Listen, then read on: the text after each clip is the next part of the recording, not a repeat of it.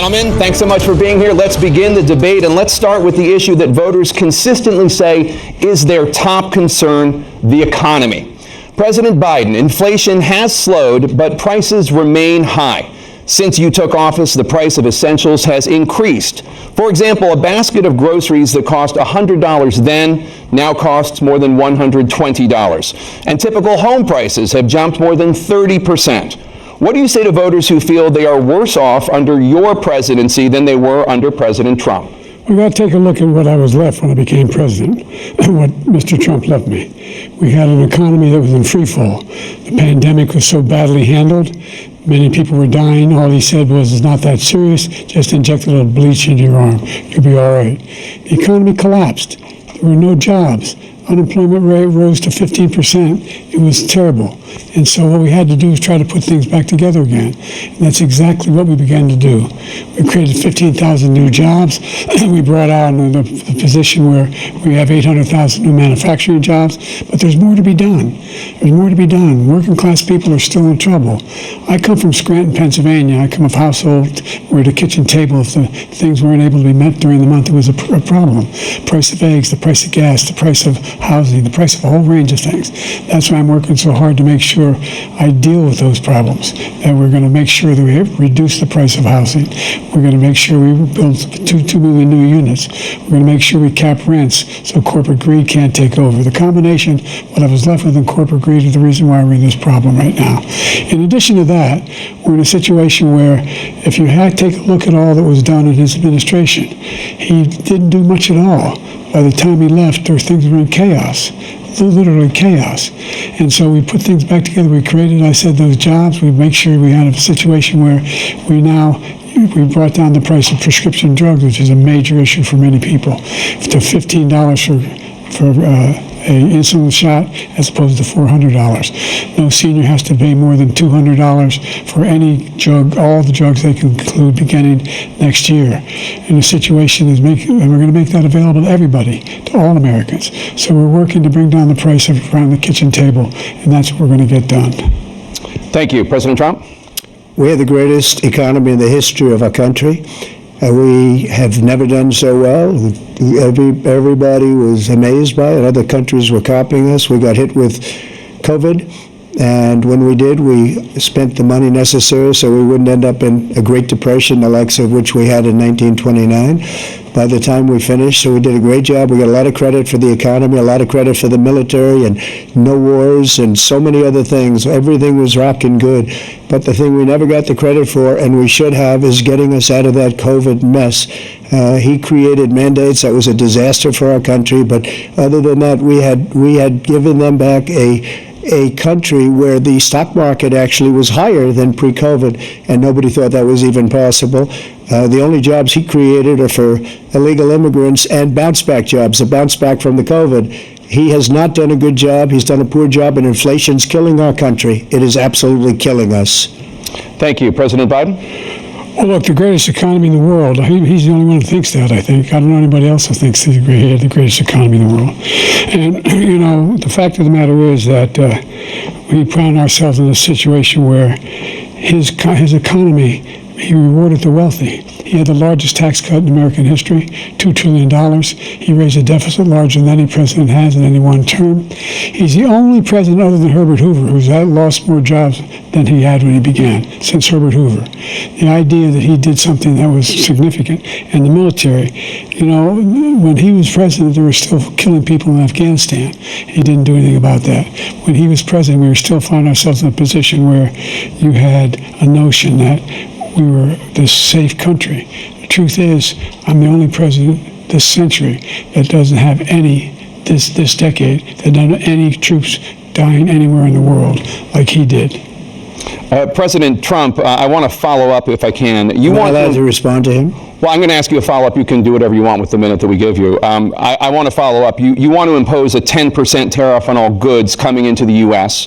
How will you ensure that that doesn't drive prices even higher? It's not going to drive them higher. It's just going to cost countries that have been ripping us off for years, like China and many others, in all fairness to China. It's going to just force them to pay us a lot of money, reduce our deficit tremendously, and give us a lot of power for other things. But he made a statement. The only thing he was right about is I gave you the largest tax cut in history. I also gave you the largest regulation cut in history. That's why we had all the jobs. And the jobs went down and then they bounced back, and he's taking credit for bounce back jobs. You can't do that. He also said he inherited 9% inflation. No, he inherited almost no inflation, and it stayed that way for 14 months, and then it blew up under his leadership because they spent money like a bunch of people that didn't know what they were doing, and they don't know what they were doing. It was the worst, probably the worst administration in history. There's never been. And as far as Afghanistan is concerned, I was getting out of Afghanistan, but we were getting out with dignity, with strength, with power. He got out. It was the most embarrassing day in the history of our country's life. President Trump, over the last 8 years, under both of your administrations, the national debt soared to record highs. And according to a new nonpartisan analysis, President Trump, your administration approved $8.4 trillion in new debt, while so far, President Biden, you've approved $4.3 trillion in new debt. So, former President Trump, many of the tax cuts that you signed into law are set to expire next year. You want to extend them and go even further, you say. With the U.S. facing trillion-dollar deficits and record debt, why should top earners and corporations pay even less in taxes than they do now? Because the tax cuts spurred the greatest economy that we've ever seen just prior to COVID. And even after COVID, it was so strong that we were able to get through COVID much better than just about any other country.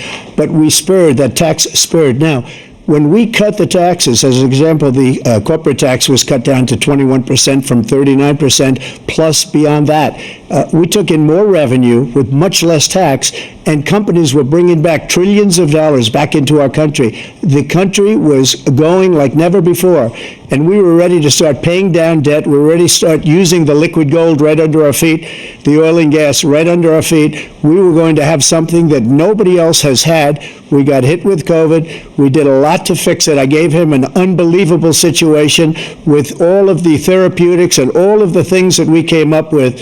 We gave him something great. Remember, more people died under his administration, even though we had largely fixed it. More people died under his administration than our administration, and we were right in the middle of it, something which a lot of people don't like to talk about. But he had far more people dying in his administration. He did the mandate, which is a disaster, mandating it. The vaccine went out. He did a mandate on the vaccine, which is the thing that people most objected to about the vaccine.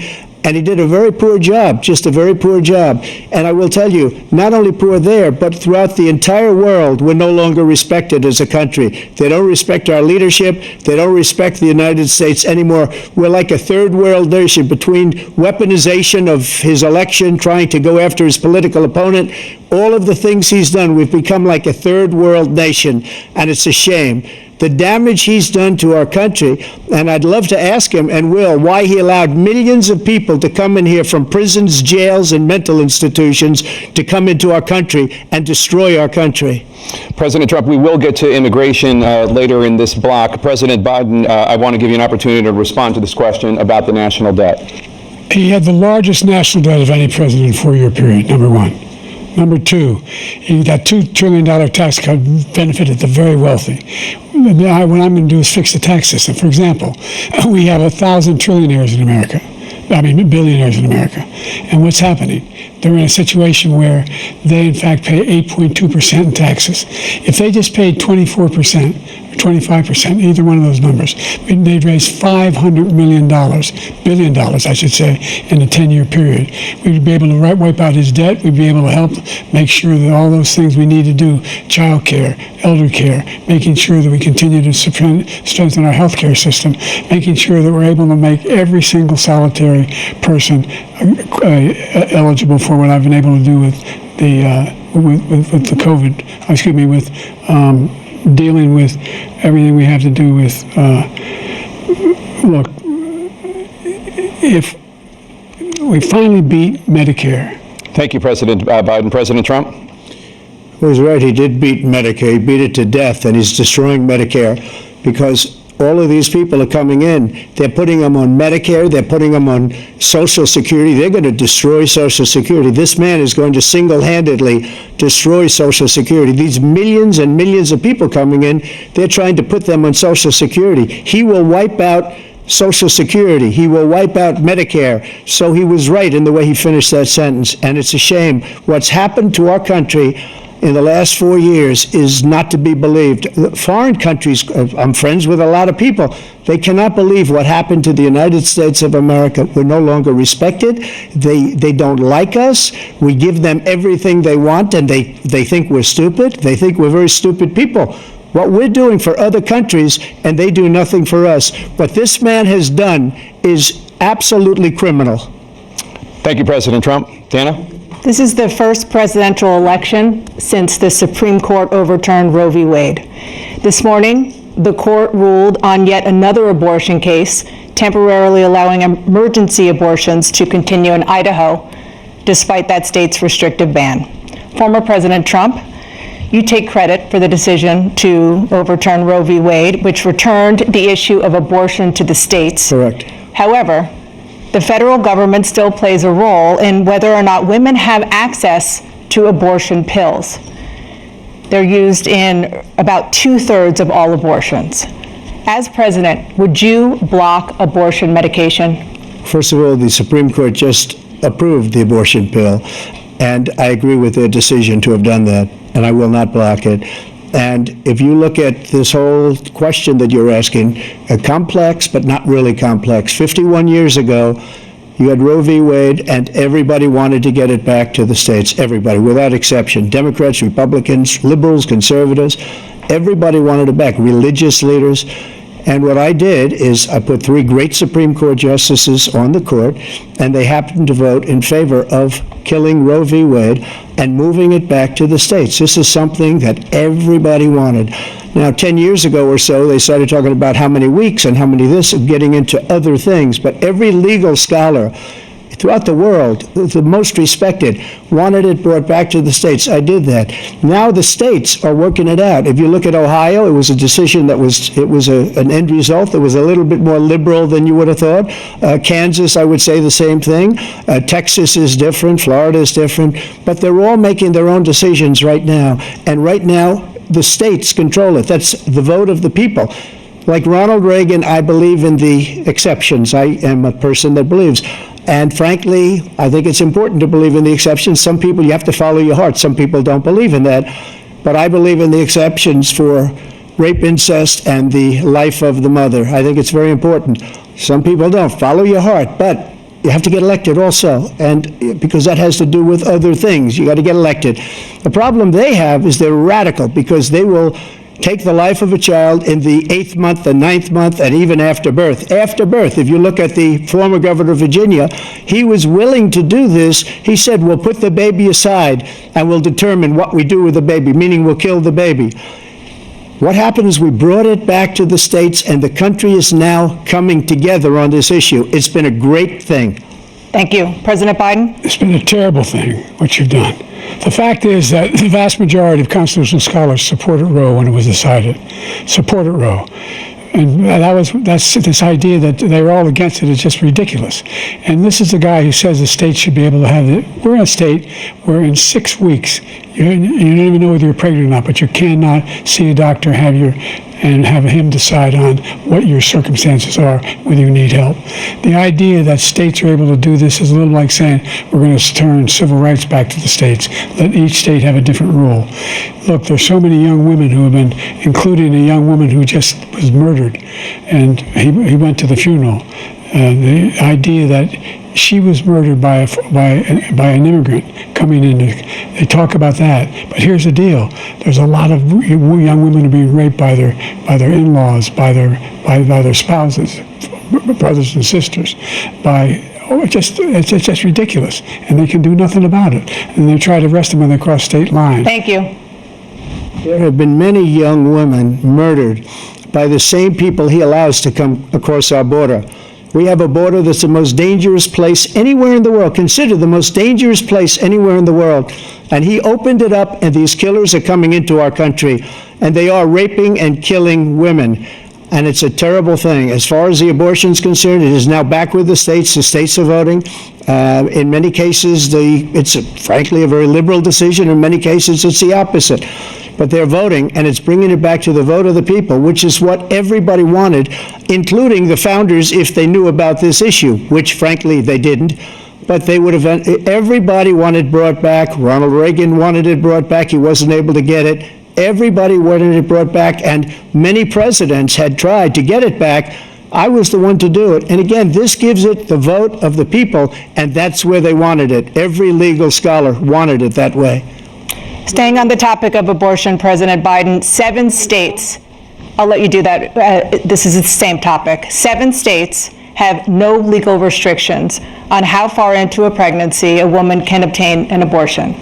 Do you support any legal limits on how late a woman should be able to terminate a pregnancy? I support Roe v. Wade, which had 3 trimesters. The first time is between the woman and the doctor.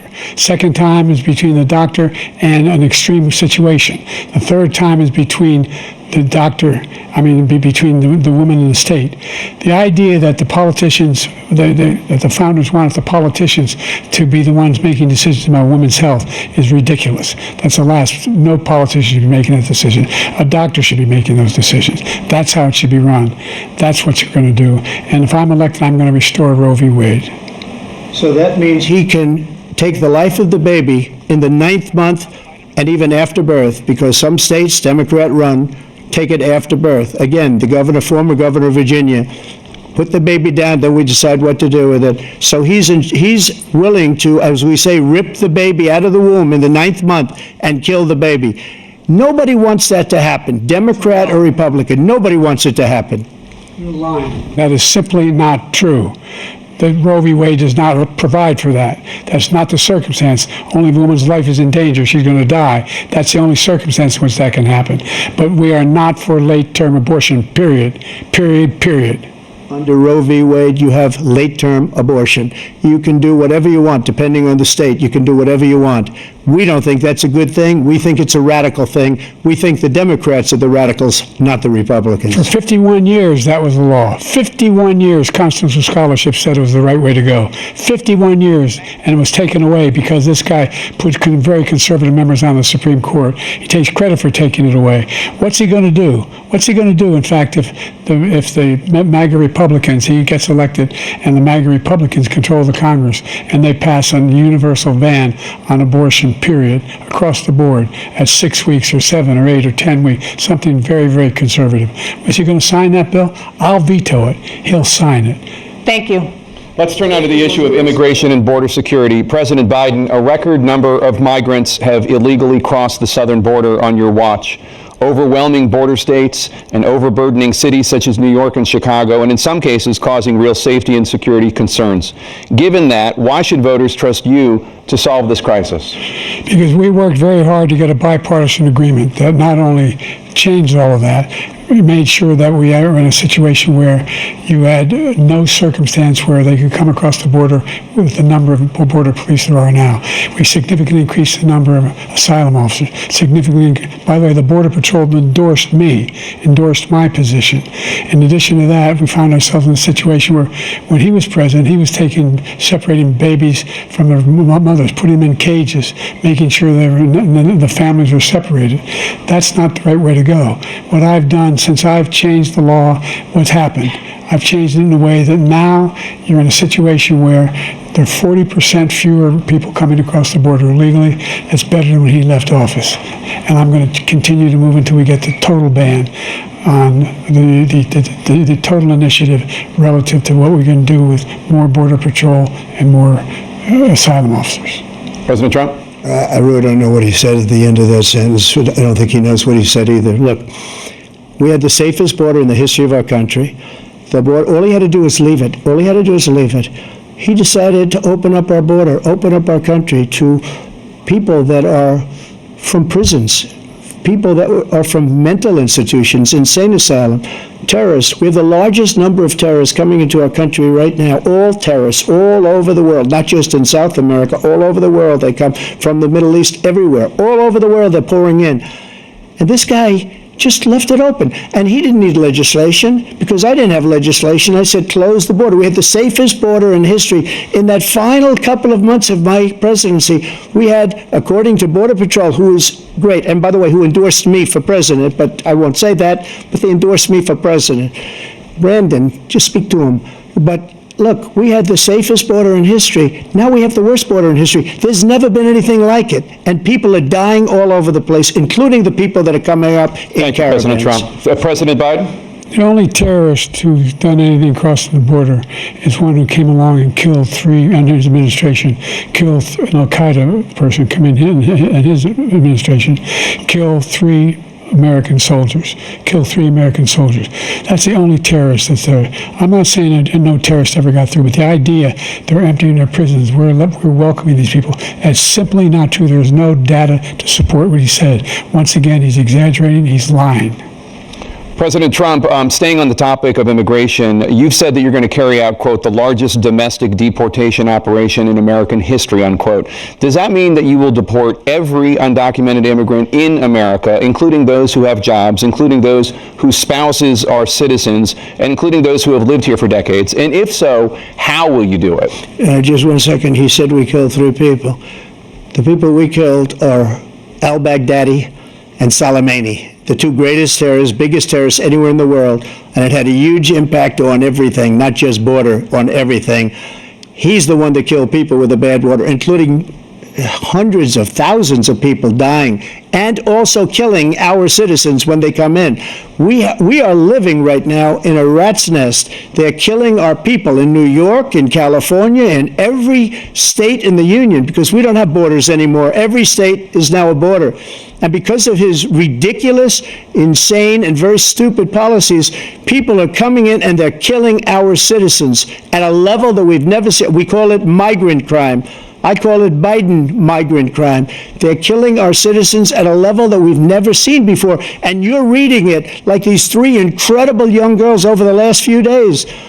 One of them, I just spoke to the mother, and they just had the funeral for this girl, 12 years old. This is horrible what's taken place. What's taken place in our country, we're literally an uncivilized country now.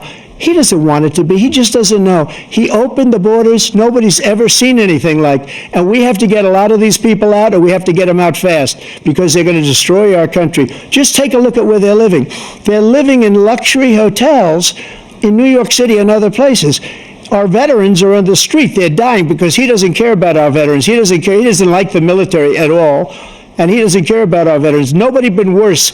I had the highest approval rating for veterans taking care of the VA. He has the worst. He's gotten rid of all the things that I approved. Choice that I got through Congress, all of the different things I approved, they abandoned. We had by far the highest, and now it's down in less than half, because he's done all these great things that we did, and I think he did it just because I approved it, which is crazy.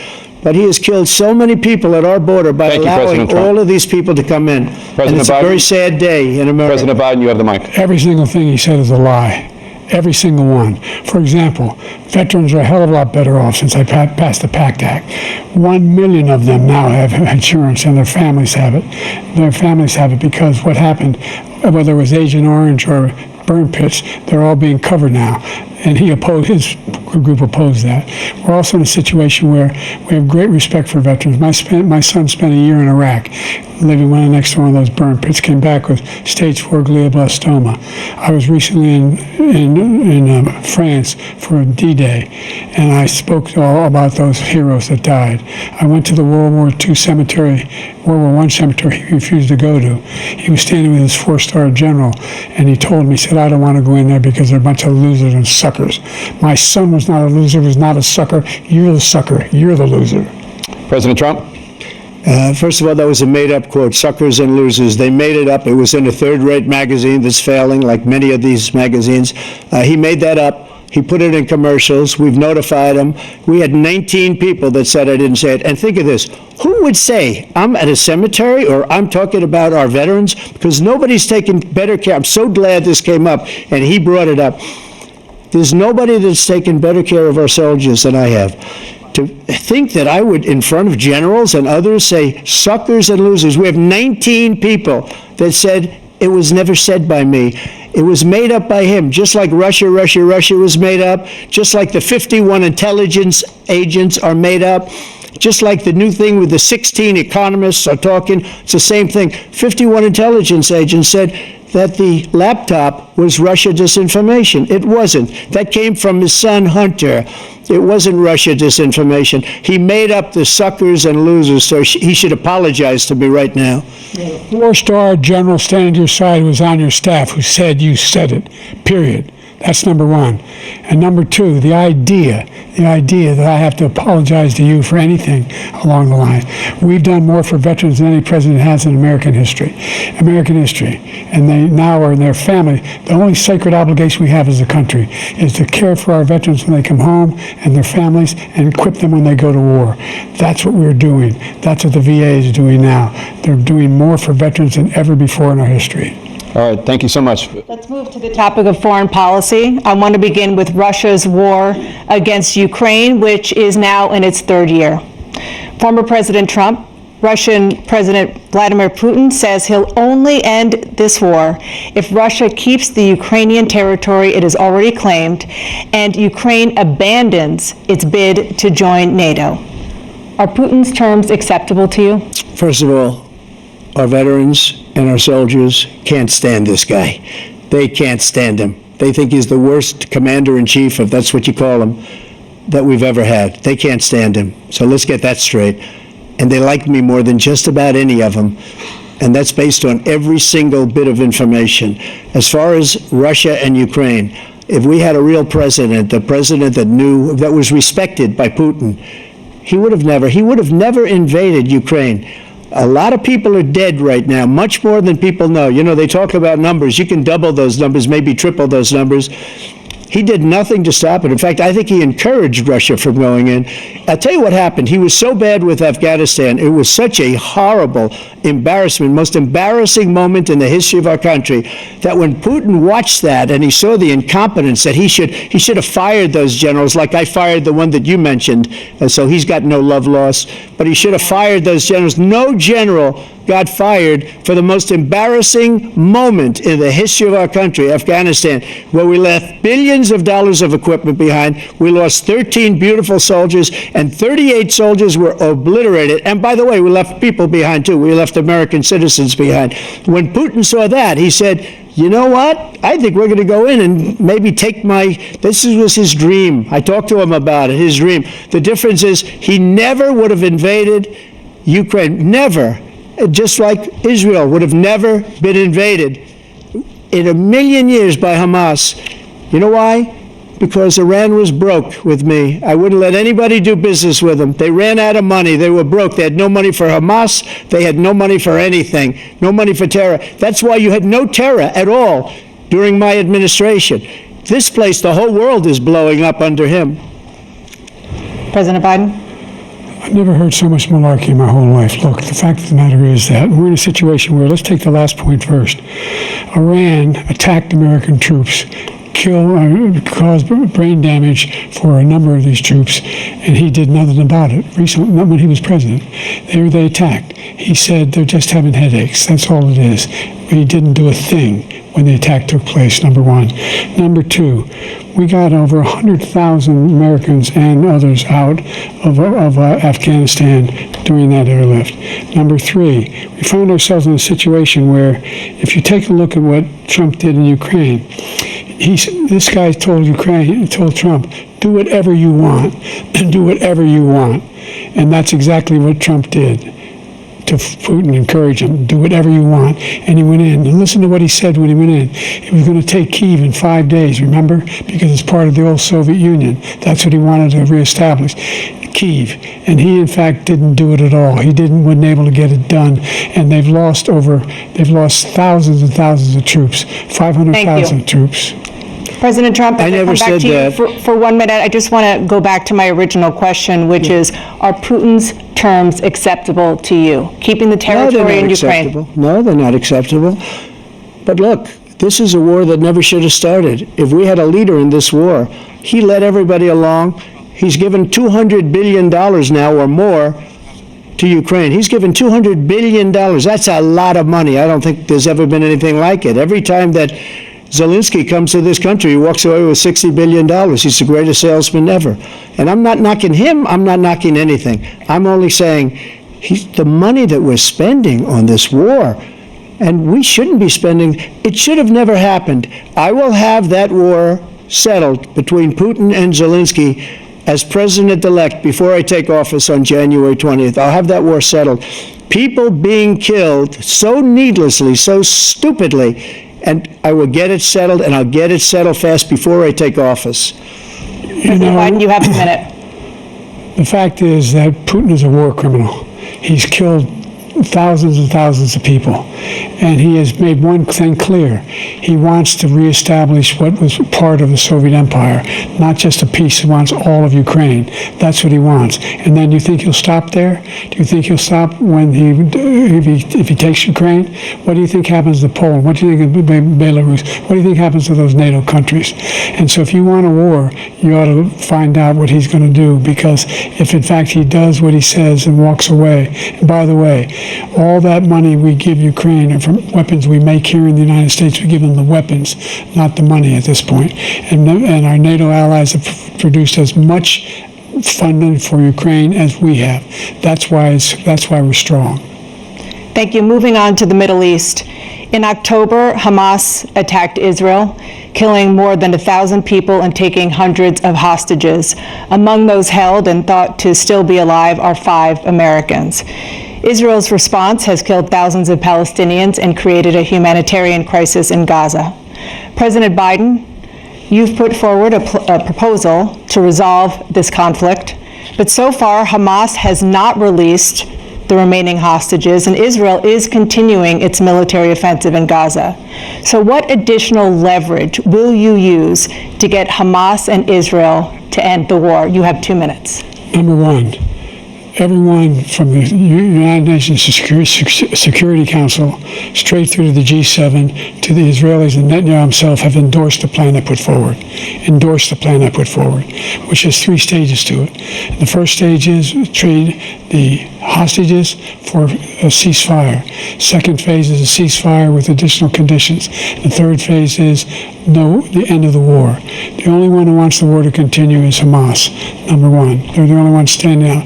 We're still pushing hard to get them to accept. In the meantime, what's happened? In Israel, we're finding the only thing I've denied Israel was 2,000-pound bombs. They don't work very well in populated areas. They kill a lot of innocent people.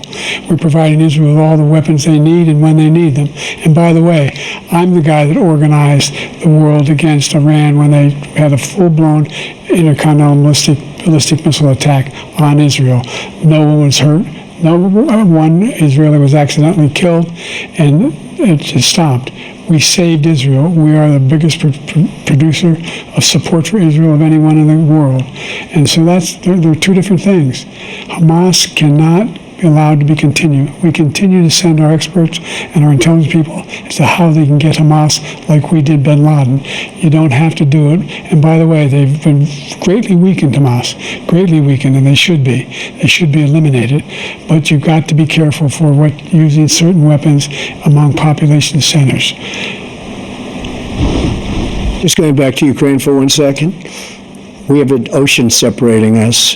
The European nations together have spent $100 billion, or maybe more than that, less than us. Why doesn't he call them and say, you got to put up your money like I did with NATO? I got them to put up hundreds of billions of dollars. The Secretary General of NATO said Trump did the most incredible job I've ever seen.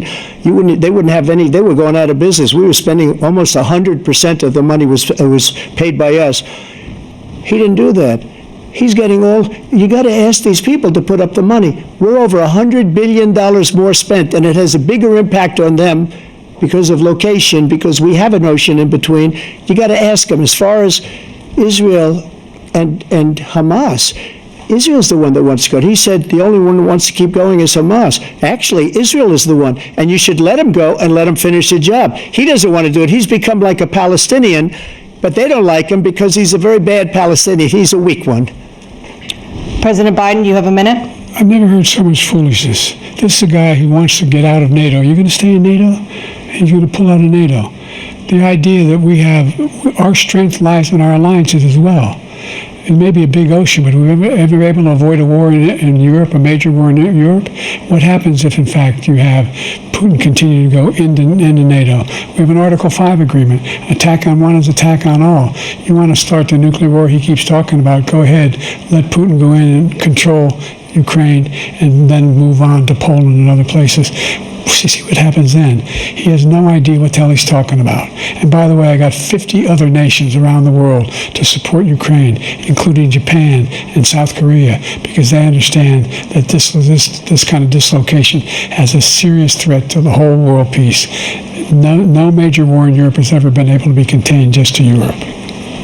President Trump, just to follow up, would you support the creation of an independent Palestinian state in order to achieve peace in the region? I'd have to see, but before we do that, the problem we have is that we spend all the money. So they kill us on trade. I made great trade deals with the European nations, because if you add them up, they're about the same size economically. Their economy is about the same size as the United States. And they were no cars, they don't want anything that we have, but we're supposed to take their cars, their food, their everything, their agriculture. I changed that.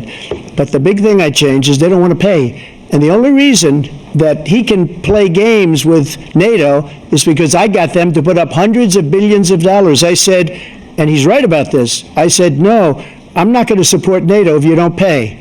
They asked me that question, would you guard us against Russia, at a very secret meeting of the 28 states at that time, nations at that time. And I said, no, if you don't pay, I won't do that. And you know what happened? Billions and billions of dollars came flowing in the next day and the next months. But now we're in the same position. We're paying everybody's bills. Let's turn to the issue of democracy. Former President Trump, I want to ask you about January 6, 2021. After you rallied your supporters that day, some of them stormed the Capitol to stop the constitutionally mandated counting of electoral votes.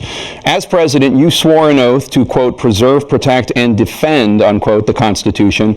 What do you say to voters who believe that you violated that oath through your actions and inaction on January 6th and worry that you'll do it again? Well, I don't think too many believe that. And let me tell you about January 6th. On January 6th, we had a great border.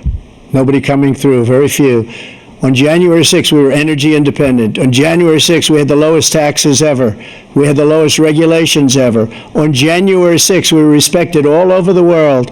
All over the world, we were respected. And then he comes in, and we're now laughed at. We're like a bunch of stupid people. What happened to the United States' reputation under this man's leadership is horrible, including weaponization, which I'm sure at some point you'll be talking about, where he goes after his political opponent because he can't beat him fair and square. You have 80 seconds left. My question was, what do you say to those voters who believe that you violated your constitutional oath through your actions and inaction on January 6, 2021, and worry that you'll do it again? Well, I didn't say that to anybody. I said peacefully and patriotically.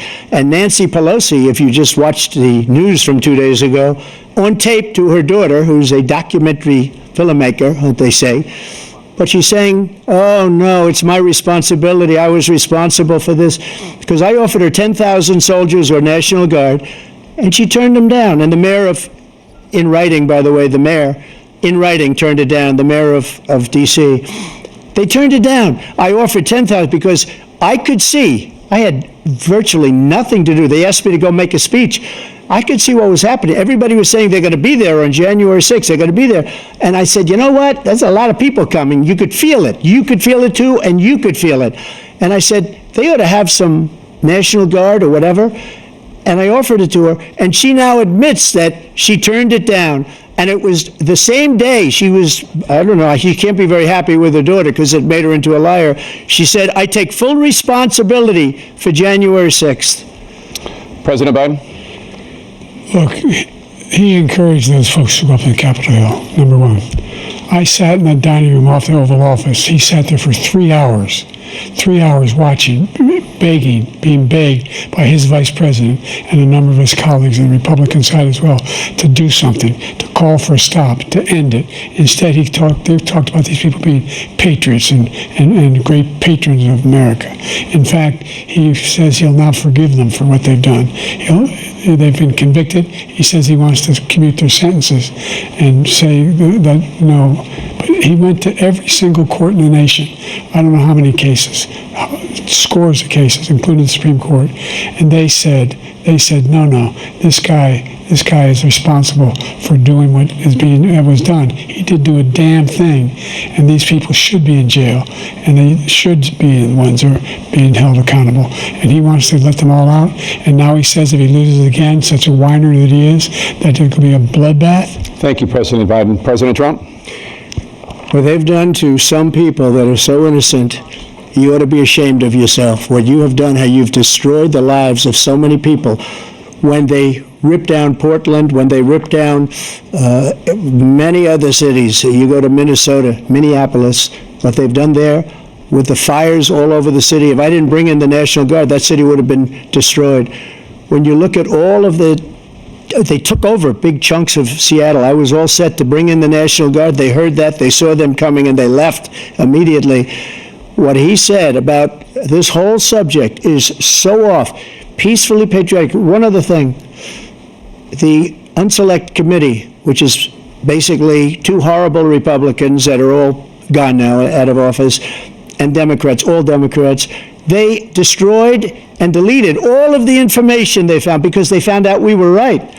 We were right. And they deleted and destroyed all of the information. They should go to jail for that. If a Republican did that, they'd go to jail. Thank you, President Trump. President Biden, I want to give you a minute. The only person on this stage is a convicted felon is the man I'm looking at right now. And the fact of the matter is, what he's telling you is simply not true. The fact is that there was no effort on his part to stop what was going on up in Capitol Hill. And all those people, every one of those who were convicted, deserves to be convicted. The idea that they didn't kill somebody, just went in and broke down doors, broke the windows, occupied offices, turned over desks, turned over statues. The idea that those people are patriots? Come on. When I asked him the first two debates we had, first time around, I said, will you denounce the Proud Boys? He said, no, I'll tell them to stand by. The idea he's refusing, will you denounce these guys? Will you denounce the people we're talking about now? Will you denounce the people who attacked that Capitol? What are you going to do? I'm going to give you a minute, President Trump, for a follow-up question I have. After a jury convicted you of 34 felonies last month, you said if reelected, you would, quote, have every right to go after, unquote, your political opponents. You just talked about members of the Select Committee on January 6th going to jail. Your main political opponent is standing on stage with you tonight. Can you clarify exactly what it means about you feeling you have every right to go after your political opponents? Well, I said my retribution is going to be success. We're going to make this country successful again, because right now it's a failing nation. My retribution is going to be success. But when he talks about a convicted felon, his son is a convicted felon at a very high level. His son is convicted, going to be convicted probably numerous other times. Should have been convicted before, but his Justice Department let the statute of limitations lapse on the most important things. But he could be a convicted felon as soon as he gets out of office. Joe could be a convicted felon with all of the things that he's done. He's done horrible things. All of the death caused at the border, telling the Ukrainian people that we're going to want $1 billion or you change the prosecutor. Otherwise, you're not getting $1 billion. If I ever said that, that's quid pro quo. That we're not going to do anything. We're not going to give you $1 billion unless you change your prosecutor having to do with his son. This man is a criminal. This man, you're lucky. You're lucky. I did nothing wrong. We'd have a system that was rigged and disgusting. I did nothing wrong. Thank you, President Trump. President Biden, you have said, I'm coming right to you, sir. You want to respond? Go ahead. I'll give you a minute to respond. The idea that I did anything wrong relative to what you're talking about is outrageous. It's simply a lie, number one. Number two, the idea that you have a right to seek retribution against any American just because you're president is wrong. It's simply wrong. No president's ever spoken like that before. No president in our history has spoken like that before. Number three, the crimes that you are still charged with, and think of all the civil penalties you have. How many billions of dollars do you owe in civil penalties for molesting a woman in public, for doing a whole range of things, of having sex with a porn star on the night while your wife was pregnant? I mean, what are you talking about? You have the morals of an alley cat. Give a minute, sir. I didn't have sex with a porn star, number one. Number two, that was a case that was started and moved. They moved a high-ranking official, a DOJ, into the Manhattan DA's office to start that case. That case is going to be appealed and won. We had a very terrible judge, a horrible judge, Democrat. The prosecutor were all high-ranking Democrats, appointed people, and both the civil and the criminal. He basically went after his political opponent because he thought it was going to damage me. But when the public found out about these cases, because they understand it better than he does, he has no idea what these cases are. But when they found out about these cases, you know what they did? My poll numbers went up, way up. You know that because you're reporting it. And we took in more money in the last 2 weeks than we've ever taken in the history of any campaign. I don't think any campaign has ever taken. Hundreds of millions of dollars came pouring in because the public knows it's a scam, and it's a guy that's after his political opponent because he can't win fair and square. Thank you, President Trump. President Biden, you have said, quote, Donald Trump and his MAGA Republicans are determined to destroy American democracy. Do you believe that the tens of millions of Americans who are likely to vote for President Trump will be voting against American democracy? The more they know about what he's done, yes. The more they know about what he's done. And there's a lot more coming. He's got a lot of cases down the road coming around. He's got a whole range of issues he has to face. I don't know what the juries will do, but I do know he has a real problem. And so the fact that, could you ever think you hear any president say that I'm going to seek retribution? Do you ever hear any president say that I thought Hitler had some good ideas? What got me involved to run in the first place after my son had died, I decided in Iraq, because of Iraq, I said I wasn't going to run again until I saw what happened in Charlottesville, Virginia. People coming out of the woods carrying swastikas on torches, and singing the same anti-Semitic bile they sang when back in Germany. And the young woman got killed. I spoke to the mother, and they asked him. They said, "What do you think of those people? The ones who got killed, the one who tried to stop it, and the ones," he said, "I think they're fine people on both sides." What American president would ever say Nazis coming out of fields carrying torches, singing the same anti-Semitic bile, carrying swastikas were fine people? And this is a guy who says Hitler's done some good things. I'd like to know what they are. The good things Hitler's done, that's what he said. This guy has no sense of American democracy. President Trump. Jake, both of you know that story has been totally wiped out because when you see the sentence, it said 100% exoneration on that story. He just keeps it going. He says he ran because of Charlottesville. He didn't run because of Charlottesville. He ran because it was his last chance. He's not equipped to be president. You know it, and I know it. It's ridiculous. We have a debate. We're trying to justify his presidency. His presidency, he's without question the worst president, the worst presidency in the history of our country. We shouldn't be having a debate about it. There's nothing to debate. He made up the Charlottesville story, and you'll see it's debunked all over the place. Every reasonable anchor has debunked it. And just the other day it came out where it was fully debunked. It's a nonsense story. He knows that, and he didn't run because of Charlottesville. He used that as an excuse to run. President Biden. And debunked. It happened. All you have to do is listen to what was said at the time.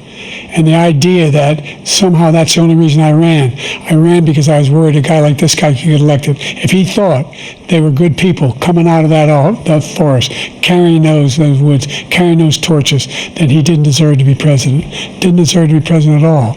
And the idea that he's talking about all this being fabricated, we saw with our own eyes. We saw what happened on January 6th. We saw the people breaking through the windows. We saw people occupying his own vice president. Look, there's a reason why 40 of his 44 top cabinet officers refused to endorse him this time. His vice president hasn't endorsed him this time.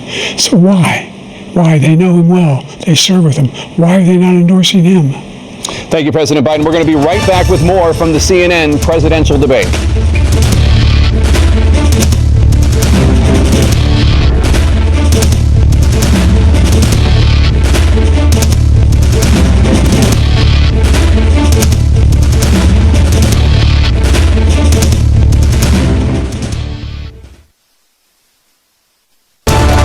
Welcome back to the CNN presidential debate live from Georgia.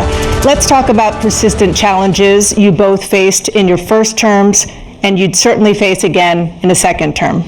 President Biden, while black unemployment dropped to a record low under your presidency, black families still earned far less than white families.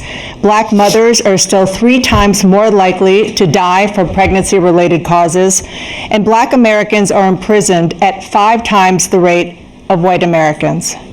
What do you say to black voters who are disappointed that you haven't made more progress? They acknowledge they made a lot of progress, number one. The fact of the matter is there's more small black businesses that have been started than any time in history. Number two, the wages of black unemployment is the lowest level it's been in a long, long time. Number three, we're providing housing for black Americans and dealing with the segregation that exists among these corporations that collude to keep people out of their houses. And in addition to that, we find that the impact on the choice that black families have to make relative to child care is incredibly difficult. When we did the first major piece of legislation in the past, I was able to reduce black child care costs. I cut them in half. We got to make sure we provide for child care costs. We got to make sure, because when you provide those child care protections, you increase economic growth because more people can be in the job market. So there's more to be done, considerably more to be done. But we've done a great deal so far, and I'm not letting up, and they know it. You have 49 seconds left. What do you say to black voters who are disappointed with the progress so far? I say I don't blame them for being disappointed. Inflation is still hurting them badly. For example, I provided for the idea that any black family, first-time home buyer, should get a $10,000 tax credit to be able to buy their first home so they can get started. I made sure that we're in a situation where all those black families and those black individuals who provided had to take out student loans that were ballooning, that if they were engaged in nursing, doctor, and anything having to do with volunteerism, if they paid their bills for 10 years on their student debt, all the rest is forgiven after 10 years. Millions have benefited from that, and we're going to do a whole lot more for black families. Thank you, President Trump. And he caused the inflation. He's blaming inflation, and he's right, it's been very bad. He caused the inflation, and it's killing black families and Hispanic families and just about everybody. It's killing people. They can't buy groceries anymore. They can't. You look at the cost of food where it's doubled and tripled and quadrupled. They can't live. They're not living anymore. He caused this inflation. I gave him a country with essentially no inflation. It was perfect. It was so good. All he had to do is leave it alone. He destroyed it with his Green New Scam and all this money that's being thrown out the window. He caused inflation. As sure as you're sitting there, the fact is that his big kill on the black people is the millions of people that he's allowed to come in through the border. They're taking black jobs now, and it could be 18, it could be 19, and even 20 million people. They're taking black jobs, and they're taking Hispanic jobs, and you haven't seen it yet, but you're going to see something that's going to be the worst in our history. Thank you. President Biden? There was no inflation when I became president. You know why? The economy was flat on its back. 15% unemployment. He decimated the economy, absolutely decimated the economy. That's why there was no inflation at the time. There were no jobs. We provided thousands and millions of jobs for individuals who were in all communities, including minority communities. We made sure that they have health insurance. We have covered, the ACA has increased. I made sure that there are $8,000 per person in a family to get written off for health care. But this guy wants to eliminate that. They tried 50 times. He wants to get rid of the ACA again, and they're going to try again if they win. You find ourselves in a position where the idea that we're not doing anything. We put more police on the street than any administration has. He wants to cut the cops. We're providing for equity and making sure people have a shot to make it. There's a lot going on, but in inflation, he caused it by his tremendous malfeasance in the way he handled the pandemic. Thank you. Another persistent challenge is the climate crisis. 2023 was the hottest year in recorded history, and communities across the country are confronting the devastating effects of extreme heat, intensifying wildfires, stronger hurricanes, and rising sea levels. Former President Trump, you've vowed to end your opponent's climate initiatives, but will you take any action as president to slow the climate crisis? Well, let me just go back to what he said about the police, how close the police are to him. Almost every police group in the nation from every state is supporting Donald J. Trump. Almost every police group. And what he's done to the black population is horrible, including the fact that for 10 years he called them super predators. We can't, in the 1990s, we can't forget that. Super predators was his name, and he called it to them for 10, and they've taken great offense at it, and now they see it happening. But when they see what I did for criminal justice reform and for the historically black colleges and universities, where I funded them and got them all funded, and the opportunity zones with Tim, as you know, Tim Scott was incredible. He did a great job, great senator from South Carolina. He came to me with the idea, and it was a great idea. It's one of the most successful economic development acts ever in the country, opportunity zones. And the biggest beneficiary are blacks, and that's why we have the best numbers with them in maybe ever. They're saying ever. I read this morning where ever, the best numbers. He's lost much of the black population because he's done a horrible job for black people. He's also done a horrible job for Hispanics. But wait till you see these millions of people pouring into our country, and they're going to take the jobs, and it's already started, and you haven't seen anything yet. It's a disaster. 38 seconds left. President Trump, will you take any action as president to slow the climate crisis? So I want absolutely immaculate clean water, and I want absolutely clean air, and we had it. We had H2O. We had the best numbers ever, and we were using all forms of energy, all forms, everything. And yet, during my 4 years, I had the best environmental numbers ever. And my top environmental people gave me that statistic just before I walked on the stage, actually. I don't know where the hell he's been. The idea that anything he said is true. I've passed the most extensive climate change legislation in history. We find ourselves, and by the way, black colleges, I came up with $15 billion for HBCUs, historic black universities and colleges, because they don't have the kind of contributors that they have to build these laboratories and the like. Any black student is capable in college of doing any white student can do. They just have the money, but now they'll be able to get those jobs in high tech. We're in a situation where the idea that he is claiming to have done something that had the cleanest water, he hadn't done a damn thing in the environment. He pulled out of the Paris Peace Accord, Climate Accord. I immediately joined it because if we reach 1.5 degrees Celsius at any one point, there's no way back. The only existential threat to humanity is climate change, and he didn't do a damn thing about it. He must undo all that I've done. The Paris Accord was going to cost us $1 trillion, and China nothing, and Russia nothing, and India nothing. It was a ripoff of the United States. And I ended it because I didn't want to waste that money because they treat us horribly. We were the only ones who was costing us money. Nobody else was paying into it, and it was a disaster. But everything that he said just now, I'll give you an example. I heard him say before insulin. I'm the one that got the insulin down for the seniors. I took care of the seniors. What he's doing is destroying all of our medical programs because the migrants coming in, they want everybody. And look, I have the biggest heart on the stage, I guarantee you that.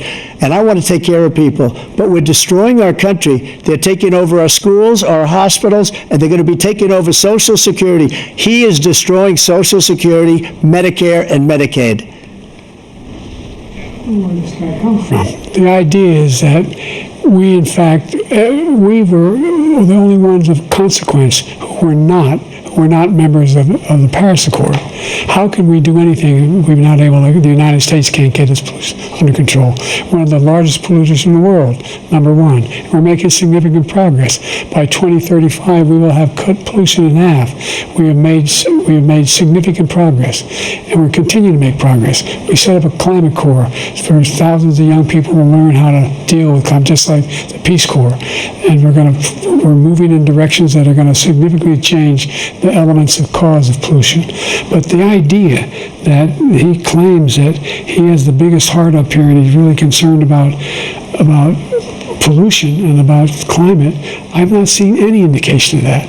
And by the way, with regard to prescription drugs, one company agreed that they would reduce the price to $35, which I was calling for, one, voluntarily. I made sure every company in the world, every pharmaceutical company, cannot have to pay. Thank you. And by the way, So every day, millions of Americans struggle just to make ends meet. For many older Americans, Social Security provides a critical lifeline. President Biden, if nothing is done to Social Security, seniors will see their benefits cut in just over 10 years. Will you name tonight one specific step that you're willing to take to keep Social Security solvent? yes, make the very wealthy begin to pay their fair share.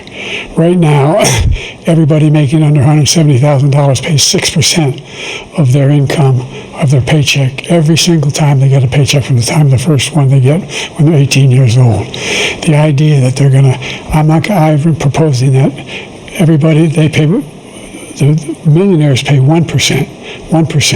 So no one after, I would not raise the cost of Social Security for anybody under $400,000. After that, I began to make the wealthy begin to pay their fair share by increasing from 1% beyond to be able to guarantee the program for life.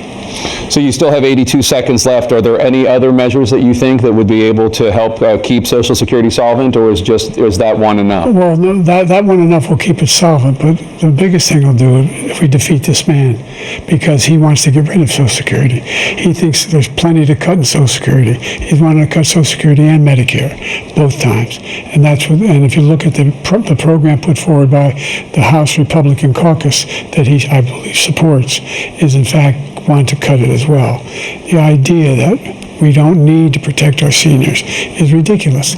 And by the way, the American public has greater health care coverage today than ever before. And on the ACA, as I said, you're in a circumstance where 400,000 people, 40 million people would not have insurance because they have a pre-existing condition.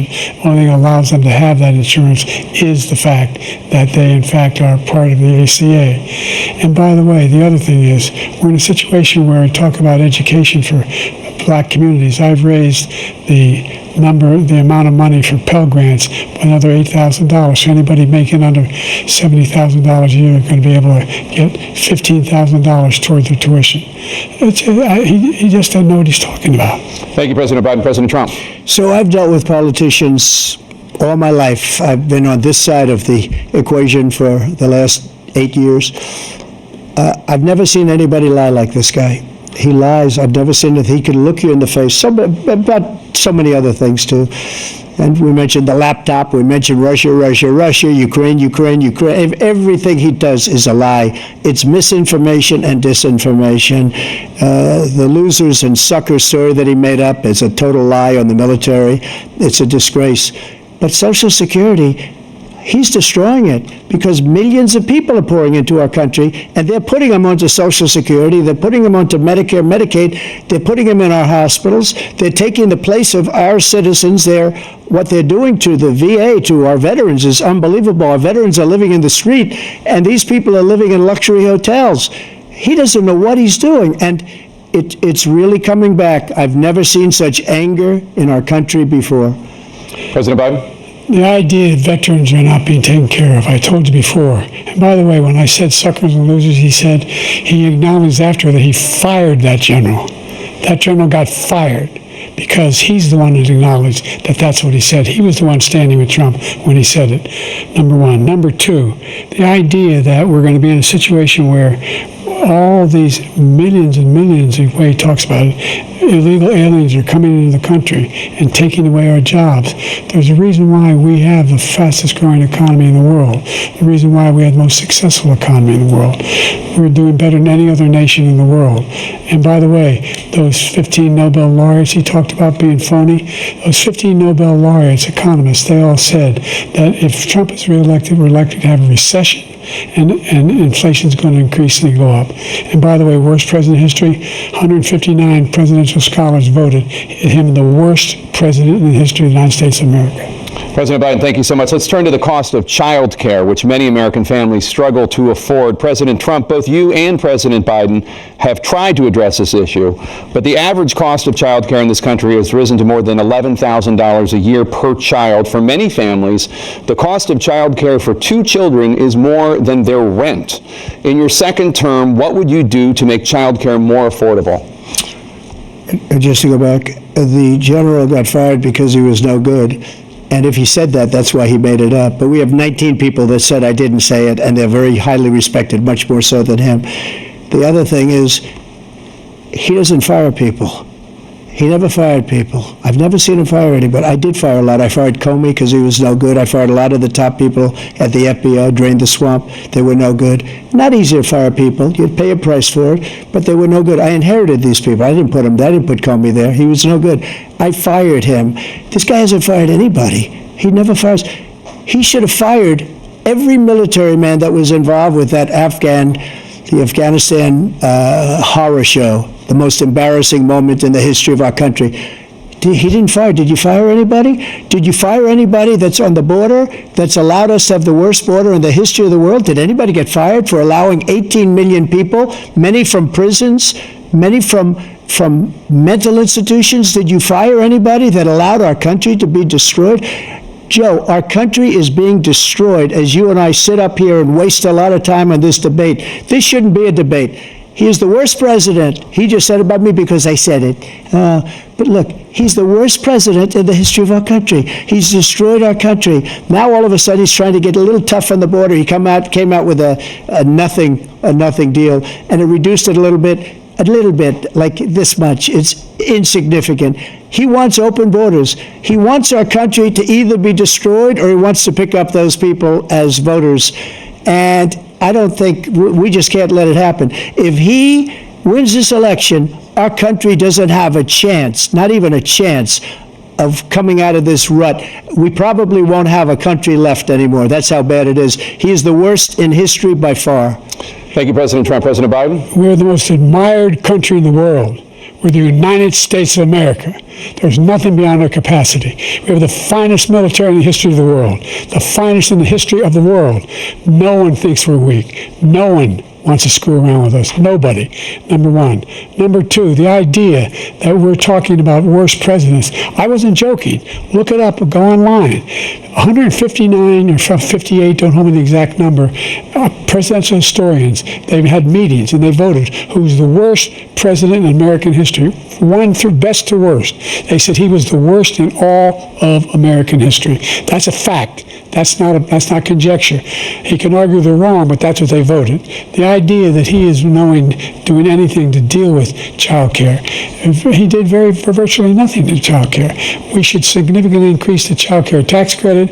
We should significantly increase the availability of women and men or single parents to be able to go back to work, and we should encourage businesses to have. Thank you, President Biden. President Trump, the question was about what would you do to make child care more affordable, if you want to take your minute. Just so you understand, we have polling, we have other things that they rate him the worst because what he's done is so bad. And they rate me, I'll show you, I will show you, and they rate me one of the best, okay?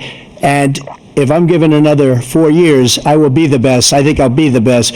Nobody's ever created an economy like us. Nobody ever cut taxes like us. He's the only one I know. He wants to raise your taxes by 4 times. He wants to raise everybody's taxes by 4 times. He wants the Trump tax cuts to expire. So everybody, including the 2 of you, are going to pay 4 to 5 times. Nobody ever heard of this before. All my life, I'd grow up and I'd see politicians talking about cutting taxes. When we cut taxes, as I said, we did more business. Apple and all these companies, they were bringing money back into our country. The worst president in history by far, and everybody knows it. President Biden? Look, the fact of the matter is that he's dead wrong about, he's increased the tariff, he will increase the taxes on middle-class people. I said I'd never raise a tax on anybody making less than $400,000. I didn't. But this tariff is 10% tariffs. Everything coming into the country, you know what the economists say?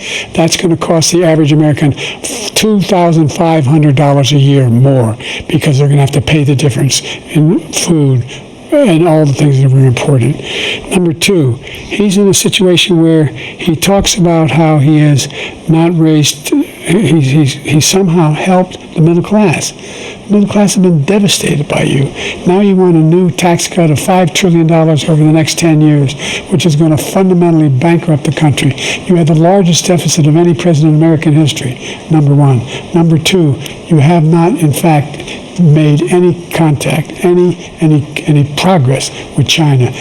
We are at the lowest trade deficit with China since 2010. Thank you, President Biden. You lost Thank you, President Biden. Let's discuss an epidemic impacting millions of Americans that both of you have made a top priority in your first term, the opioid crisis. And for both of you, the number of overdose deaths in this country has gone up. Under your term, it went up. Under your term, it has gone up. Former President Trump, despite the efforts that both of you have made, more than 100,000 Americans are dying from overdoses every year, primarily from fentanyl and other opioids. What will you do to help Americans right now in the throes of addiction who are struggling to get the treatment they need? To finish up, we now have the largest deficit in the history of our country under this guy. We have the largest deficit with China. He gets paid by China. He's a Manchurian candidate. He gets money from China. So I think he's afraid to deal with them or something. But do you notice he never took out my tariffs because we bring in so much money with the tariffs that I imposed on China. He never took them away. He can't because it's too much money. It's tremendous. And we saved our steel industries, and there was more to come, but he hasn't done that. But he hasn't cut the tariffs because he can't, because it's too much money. But he's got the largest deficit in the history of our country, and he's got the worst situation with China. China's going to own us if you keep allowing them to do what they're doing to us as a country. They are killing us as a country, Joe, and you can't let that happen. You're destroying our country.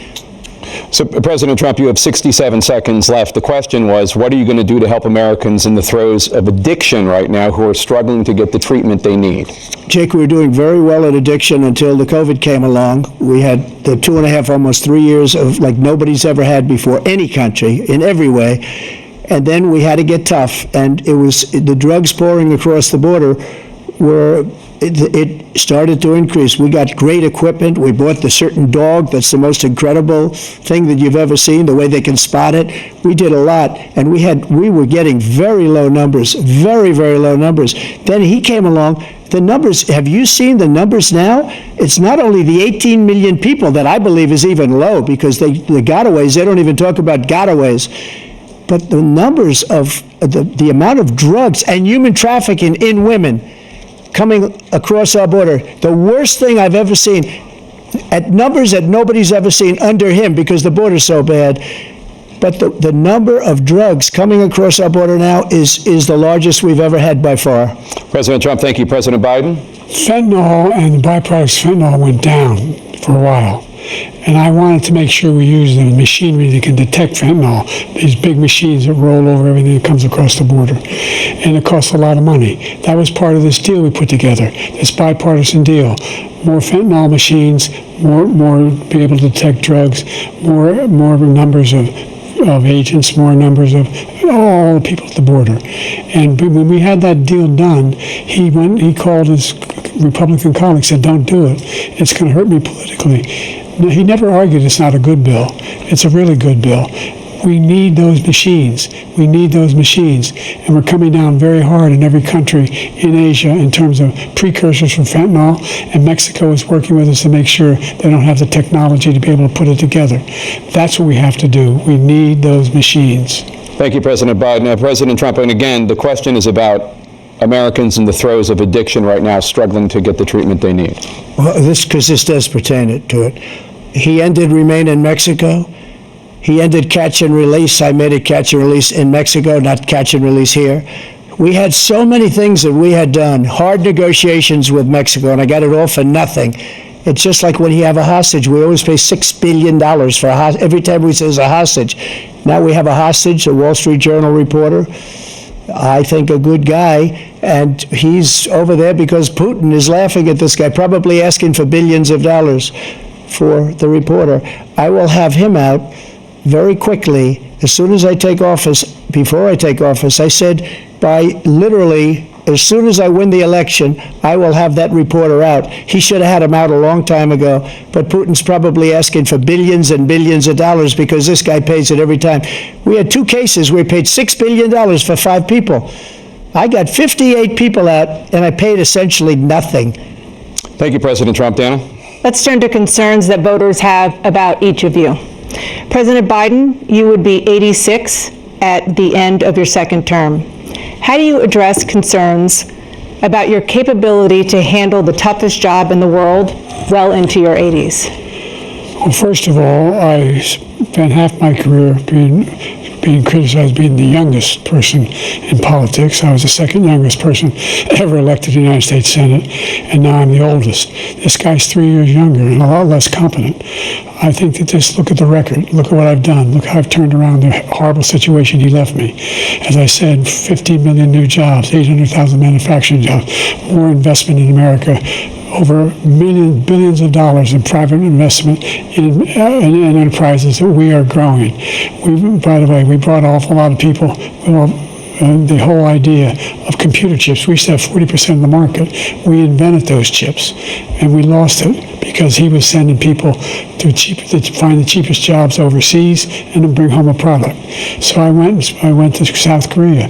I convinced Samsung to invest billions of dollars here in the United States, and guess what? Those fabs, they call them, to build these chips, those fabs pay over $100,000. You don't need a college degree for them. And there's billions, about $40 billion already being invested and being built right now in the United States, creating significant jobs for Americans from all over the world. President Biden, you have 40 seconds left. Would you like to add anything? Yeah, I would. The idea that somehow we are this failing country. I never heard a president talk like this before. We're the envy of the world. Name me a single major country president who wouldn't trade places with the United States of America for all our problems and all our opportunities. We're the most progressive country in the world in getting things done. We're the strongest country in the world. We're a country in the world who keeps our word, and everybody trusts us, all of our allies, and those who he coddles up to, from Kim Jong-un, who he sends love letters to, and Putin, etc. They don't want to screw around with us. Thank you. Former President Trump, to follow up, you would be 82 at the end of your second term. What do you say to voters who have concerns about your capabilities to serve? Well, I took 2 tests, cognitive tests. I aced them, both of them, as you know. We made it public. He took none. I'd like to see him take one, just one, a real easy one. Like go through the first 5 questions. He couldn't do it. But I took 2 cognitive tests. I took physical exams every year. And, you know, we knock on wood wherever we may have wood, that I'm in very good health. I just won 2 club championships, not even senior, 2 regular club championships. To do that, you have to be quite smart, and you have to be able to hit the ball a long way, and I do it. He doesn't do it. He can't hit a ball 50 yards. He challenged me to a golf match. He can't hit a ball 50 yards. I think I'm in very good shape. I feel that I'm as in good a shape as I was 25, 30 years ago. Actually, I'm probably a little bit lighter, but I'm in as good a shape as I was years ago. I feel very good. I feel the same. But I was willing to take a cognitive test, and you know what? If I didn't do well, I aced him.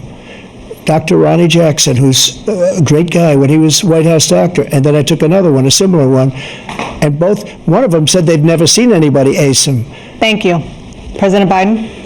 You can see he is 6'5" and only 223 pounds, or 235 pounds. Well, you said 6'4", 200. Well, anyway, that's what anyway, just take a look at what he says he is, and take a look at what he is. Look, I'd be happy to have a driving contest with him. The reason I got my handicap, which when I was vice president, down to a 6. But by the way, I told you before, I'm happy to play golf if you carry your own bag. Think you can do it? That's the biggest lie, that he's a 6 handicap of all. I was an 8 handicap. Yeah. 8. Never. But I have, you know how many... I've seen you swing. I know you swing. Okay, let's not act like children. President Trump, we're going to turn Let's not act like children. to a specific concern that voters have about you. Will you pledge tonight that once all legal challenges have been exhausted, that you will accept the results of this election, regardless of who wins, and you will say right now that political violence in any form is unacceptable? Well, I shouldn't have to say that, but of course I believe that. It's totally unacceptable.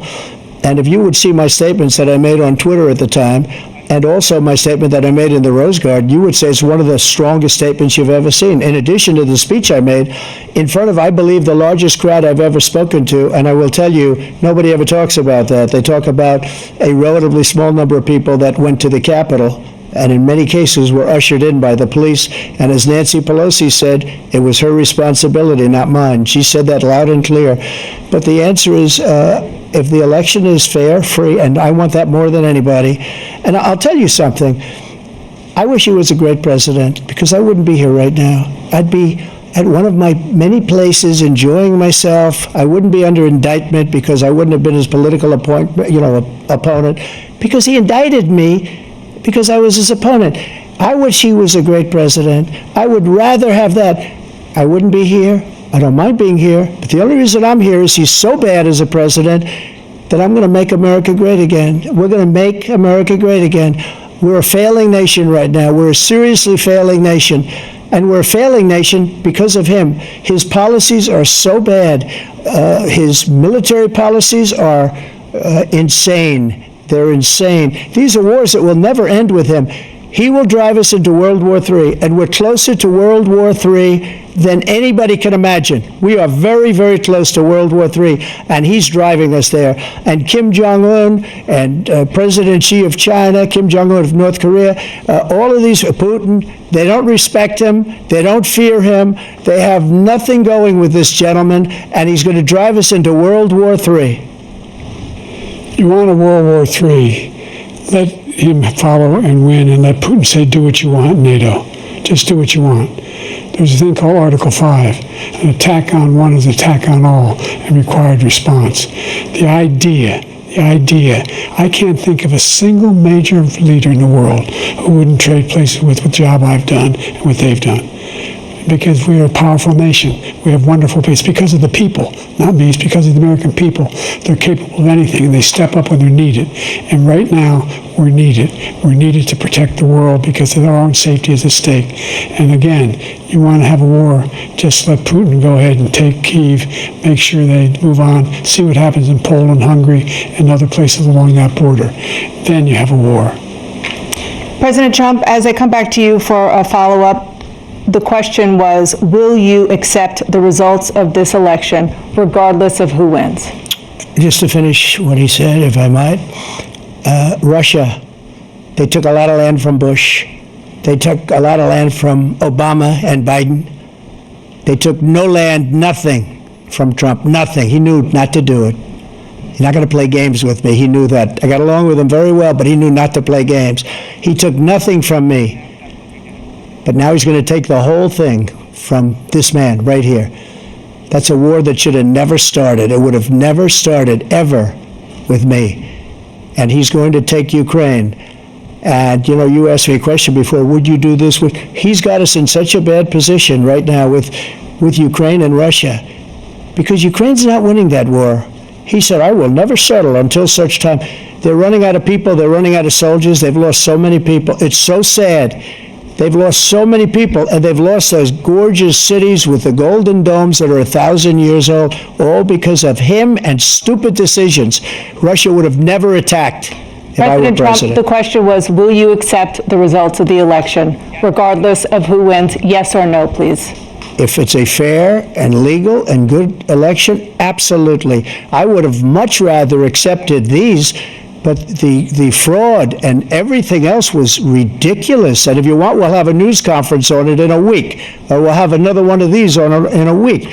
But I will absolutely, there's nothing I'd rather do. It would be much easier for me to do that than I'm running again. I wasn't really going to run until I saw the horrible job he did. He's destroying our country. I would be very happy to be someplace else, in a nice location someplace. And again, no indictments, no political opponent stuff, because it's the only way he thinks he can win. But unfortunately, it's driven up my numbers and driven them up to a very high level because the people understand it. Well, let's see what your numbers are when this election is over. Let's see. Let's see. You're a whiner. When you lost the first time, you continued, you appealed to courts all across the country. Not one single court in America said any of your claims had any merit, state or local, none. But you continue to provoke this lie about somehow there was all this misrepresentation, all this stealing. There is no evidence of that at all. And I tell you what, I doubt whether you'll accept it because you're such a whiner. The idea if you lose again, you accepting anything, you can't stand the loss. Something snapped in you when you lost the last time. We'll be right back with more from the CNN presidential debate, live from Georgia.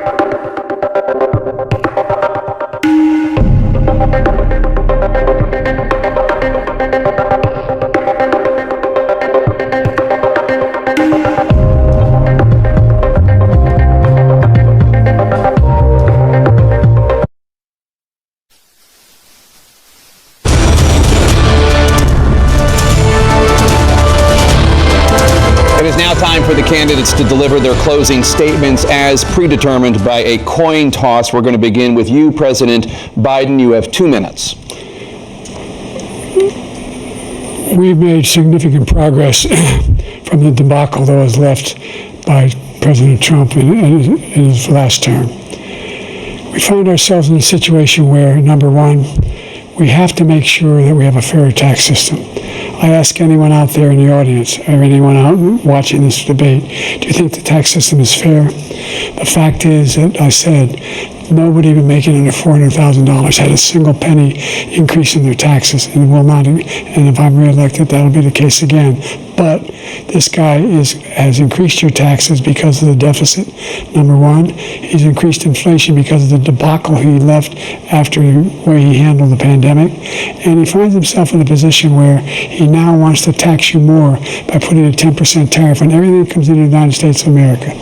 What I did, when, for example, he wants to get rid of the ability of Medicare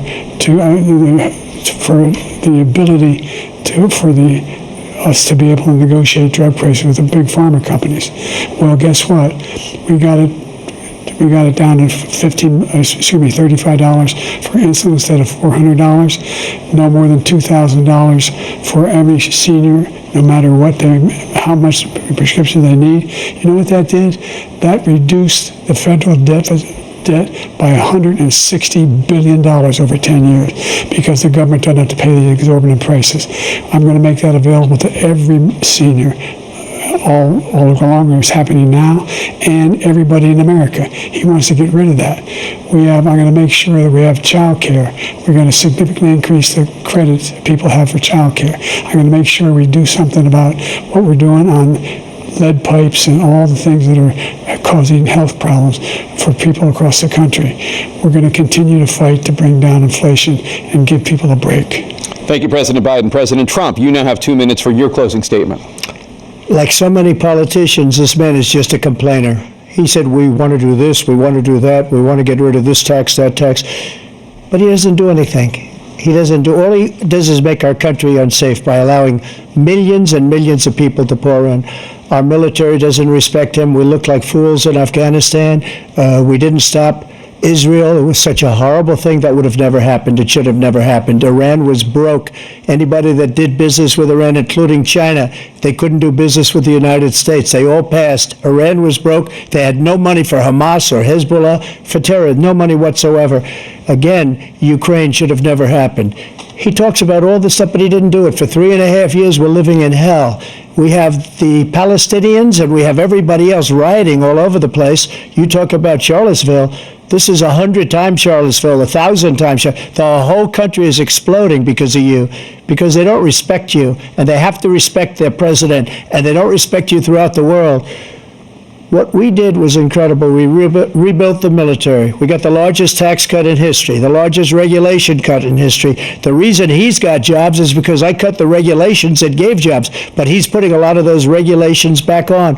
All of the things that we've done, nobody's never seen anything like, even from a medical standpoint, right to try, where we can try space-age materials instead of going to Asia or going to Europe and trying to get, when you're terminally ill, now you can go and you can get something. You sign a document. They've been trying to get it for 42 years.